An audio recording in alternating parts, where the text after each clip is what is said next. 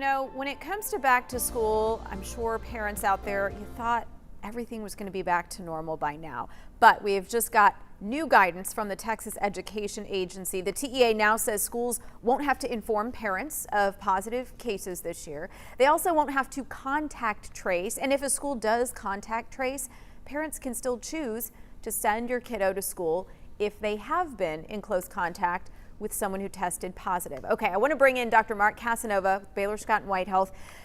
Look, I've talked to a lot of parents, but I want to hear from you, a physician. What are your thoughts around this?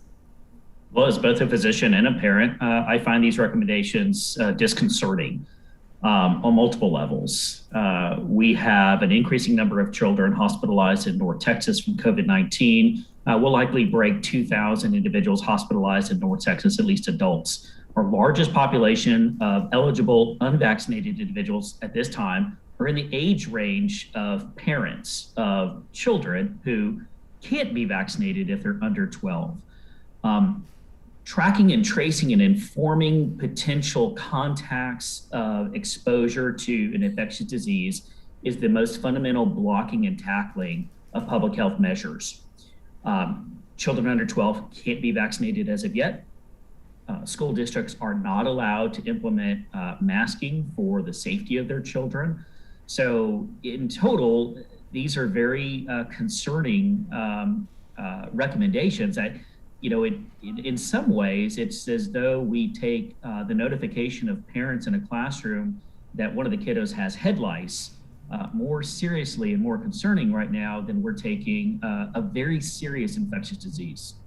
Yeah, one parent tweeted me the exact same thing. Hey, we get notified if a kid in our classroom has head lice, not COVID-19. This makes no sense to me. And you kind of alluded to this, Dr. Casanova, but explain the benefit of contact tracing, of letting parents know, hey, the kid who sits next to your kid in this classroom in your elementary school just tested positive for COVID-19. Well, absolutely. That gives the parents of their child, our beloved children, the ability to closely monitor their child and know, are they developing any symptoms? Maybe that child has underlying asthma. Maybe they have underlying medical conditions. Maybe you as their parent have some serious underlying medical conditions. This is essential information for us to know when we're dealing with an infectious disease and a worldwide pandemic. None of this is new. And there's ample precedent, whether it's head lice or measles, for informing our children and their parents that they are in potential harm's way. Yeah, I think that's especially important at this point, as we know, whether you're unvaccinated or vaccinated in terms of transmission. Dr. Mark Casanova, thanks so much for your time this morning. Thank you. 6:39, here's a look at some of the top stories surrounding COVID-19 this Friday morning, as a Fort Worth doctor is calling the current state of the pandemic a surge amongst the unvaccinated. Some of those are going to survive and get off the ventilator, but not all.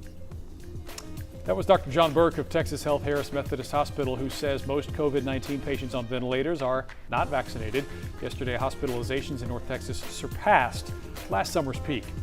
And you've been hearing about the possibility of a COVID booster shot. Well, a source tells ABC News that the FDA is expected to recommend the booster for immunocompromised Americans in the coming weeks.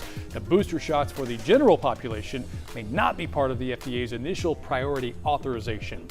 And we have just learned that United Airlines will require all U.S.-based employees to be COVID vaccinated and to upload proof of that vaccination to a company website by this fall. It is the first major U.S. airline to make this vaccination mandatory for all of its workers. And those were a look at some of our COVID stories this Friday morning.